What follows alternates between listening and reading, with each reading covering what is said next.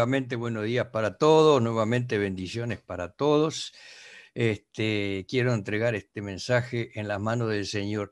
Les adelanto que vamos a leer el Salmo 30, todo el Salmo. Por razones de tiempo, no lo voy a leer primero, vamos a ir desgranándolo versículo por versículo. Así que vayan buscándolo mientras entregamos este mensaje al Señor, a quien le damos gracias, gracias Padre, por el privilegio de poder compartir esta palabra en comunión. Que tu Espíritu Santo nos dirija a través de tu palabra para que sea alimento verdadero y enseñanza adecuada conforme a tus propósitos para cada uno de nosotros. Te lo agradecemos y rogamos en el nombre de nuestro Señor Jesucristo. Amén. Y comienza entonces el Salmo con este versículo. Te glorificaré, oh Jehová, porque me has exaltado, y no permitiste que mis enemigos se alegraran de mí. Aquí, al comienzo del Salmo, vemos a David glorificando a Dios. ¿Y por qué lo glorifica?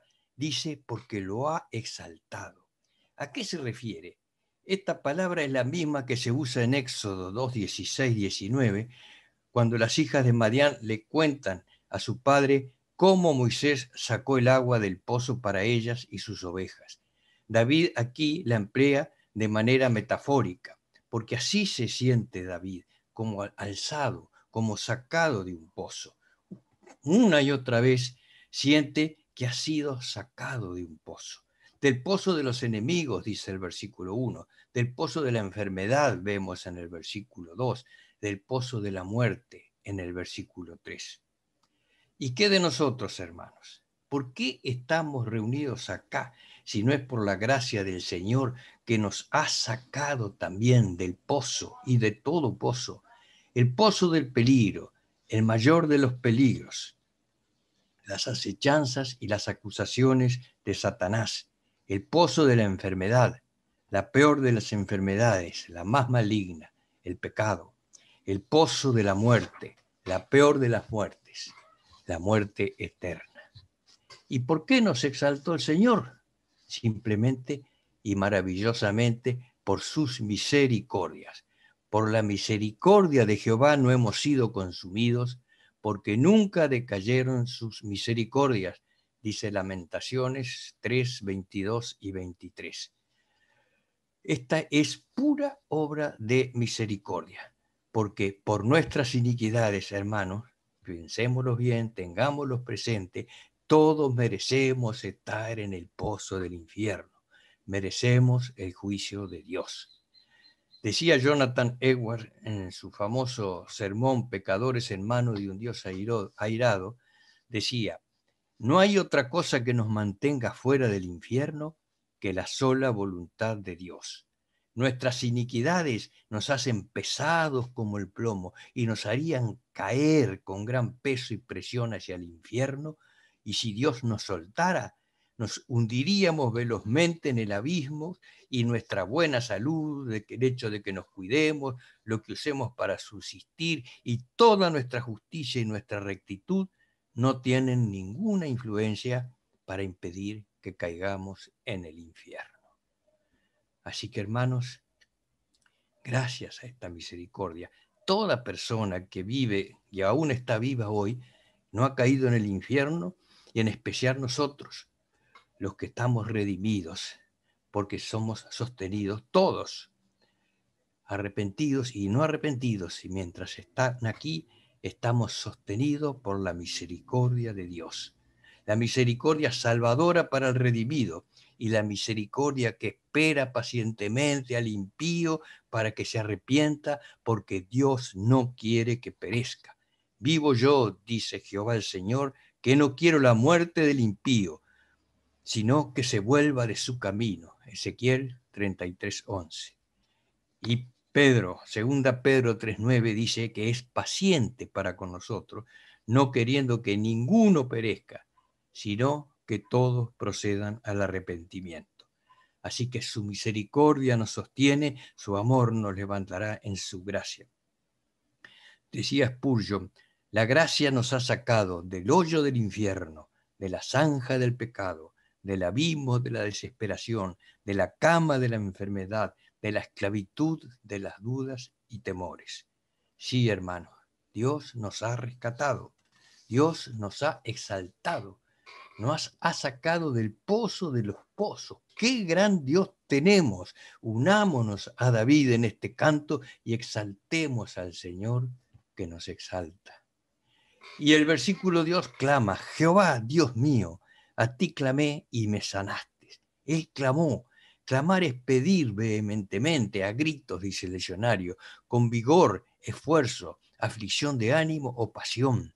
En la intimidad de su comunión con Dios, David agradecía, David alababa, David se regocijaba, pero David también clamaba. Hermanos, así es necesario que elevemos la oración al Señor en tiempos de tribulación y de angustia, de necesidad, de dolor, de lucha contra la tentación y el pecado, de conciencia de la debilidad e imposibilidad de nuestra carne. Clamemos. Clamar es clara señal de que dependemos totalmente de Dios. Clamar cuando las pruebas nos ahoguen, clamar por nuestros seres queridos, clamar por la misericordia de Dios para esta sociedad postcristiana, impía, oscura y rebelde en la cual nos movemos. Y luego dice a continuación: oh Jehová, hiciste subir mi alma del Seol, me diste vida para que no descendiese a la sepultura. No nos dice qué pasaba, pero sí nos dice que Dios rescató su alma de la muerte. Tal vez haya alguno aquí que ha pasado por esa experiencia, o conocemos a alguien que ha sido liberado milagrosamente de la muerte por la misericordia de Dios. Pero aunque no fuera así, tengamos en cuenta lo que mencionábamos recién. Más allá de la muerte física, nos ha librado de la peor de la muerte eterna. Nos rescató de muerte a vida eterna. Nos exaltó desde el hoyo de la sepultura, el mismo hoyo del infierno, hacia el reino de su amado Hijo. Entonces, en el versículo 4 nos invita: cantad a Jehová vosotros sus santos y celebrad la memoria de su santidad. David ahora exulta alegría, se goza, se regocija, al extremo de que no es suficiente para él alabarlo solo, y pide a los demás que se unan en la alabanza. Siente el deseo de todos unidos en un coro de cánticos y alabanza, porque la infinita grandeza de la santidad y majestad de Dios es tan alta y maravillosa que invita la participación de la multitud de los hermanos para adorarlo y exaltarlo. No solo entonces debemos alabar y glorificar a Dios personalmente, es bueno exhortar y unirnos a otros para que lo hagan, como nos invita Pablo: gozaos y regocijaos también vosotros conmigo. Es bueno y agradable delante de nuestro Señor que estemos unidos nosotros en comunión, su santo, para celebrar la bondad, la maravilla, la gracia redentora, su gloria, etc. Regocijémonos en la íntima comunión con su amor y pongamos la mente en ese día, cuando la multitud de los redimidos nos uniremos en un coro universal de alabanzas y adoración, exaltando y engrandeciendo el nombre de nuestro gran Dios y Salvador, Jesucristo. Y en el versículo 5 cambia el enfoque. Ahora apunta a la ira de Dios, porque por un momento será su ira, pero su favor dura toda la vida. Por la noche durará el lloro y a la mañana vendrá la alegría. Aún en la ira de Dios encuentra David razones para alabarlo, porque su ira no dura para siempre. La ira de Dios. Se habla mucho de amor, de misericordia, gracia, sí, cierto, pero se habla poco de su ira, que también es un rasgo de su carácter santo. La ira divina es un justo rechazo, la incompatibilidad hacia todo lo que es impuro, y surge del mismo carácter de Dios. La ira es una función del amor divino, aunque nos cueste a veces o no queramos entenderlo, porque es resultado de su amor por la santidad, por la verdad y por la justicia, y su repulsión hacia todo lo que es una violación de su santidad. Porque Dios ama apasionadamente la pureza y la perfección, Él reacciona con ira hacia cualquier cosa y cualquier persona que la contamina. La ira de Dios será terrible y eterna para los que rechazan la gracia del Evangelio. Pero la ira de Dios es momentánea para nosotros, sus redimidos. Es disciplina, dura un tiempo, nos advierte acerca de nuestros pecados, nos ayuda a volvernos hacia Él, nos dirige hacia la restauración total. Por eso Rabí se regocija en esta ira que es solo momentánea y sus favores para toda la vida. Esta disciplina, por supuesto, puede ser dura, muy dura, hermanos. Decía Spurgeon, la mano de Dios ayuda mucho cuando nos levanta, pero es terrible cuando nos oprime. Mejor un mundo sobre el hombro como Atlas que la mano de Dios en el corazón como David. Hermano, hermana, ¿cuál es la prueba que está pasando? ¿Cuán dura es? ¿Cuánta angustia está pasando en este momento? Espere, espere, no desespere. Fíjese, David, el hombre, con el corazón según el corazón de Dios, agradable a Dios, sufrió mucho, grandes pruebas, angustias, dolor, cuando sintió el peso de la mano de Dios en su corazón, pero se mantuvo esperando al Dios, porque sabía que ese peso no es duradero, que pronto vendría la alegría. La alegría de Dios, vendría la alegría. Porque Él es lento para irarse y está dispuesto para perdonar y restaurar. Es Dios que actúa como un padre que con paciencia y amor corrige y dirige a su Hijo. Hebreos 12:16. El Señor al que ama disciplina y azota a todo el que recibe su Hijo. Por eso finaliza David. Por la noche durará el llanto y a la mañana vendrá la alegría. La noche siempre es seguida de la mañana. La disciplina de la misericordia. Cuando nos abrume la oscuridad, mantengámonos enfocados en Dios, quien nos va a traer de nuevo la alegría de la restauración.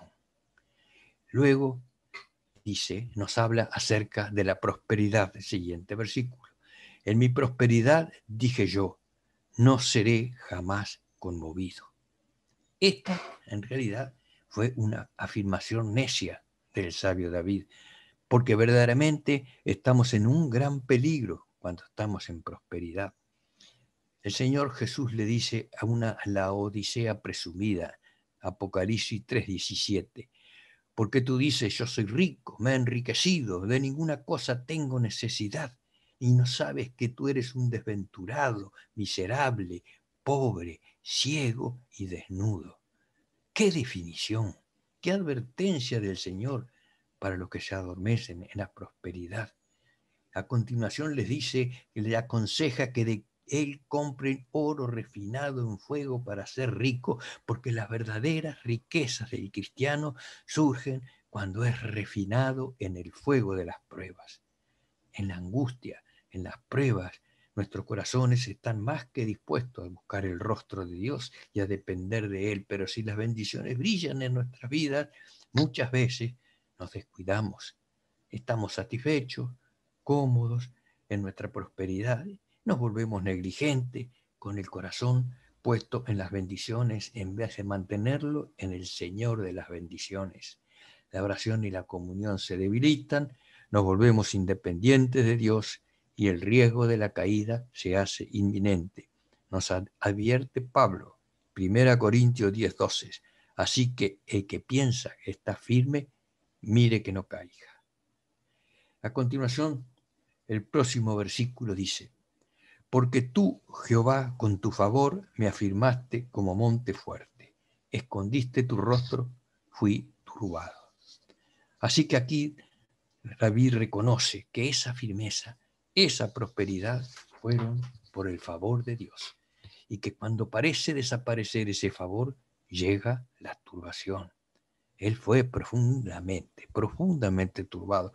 La palabra hebrea bajal que emplea acá significa estar grandemente atribulado, amargamente aterrado. Es la palabra que define el estado de Saúl cuando vino a ver la adivina.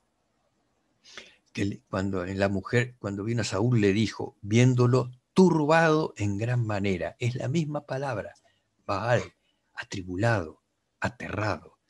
Fue necesario que Dios turbara grandemente a David para hacerlo caer de este momento de soberbia, de comodidad, reconociendo que fue el favor de Jehová, no su capacidad o esfuerzo, que lo afirmó como monte fuerte.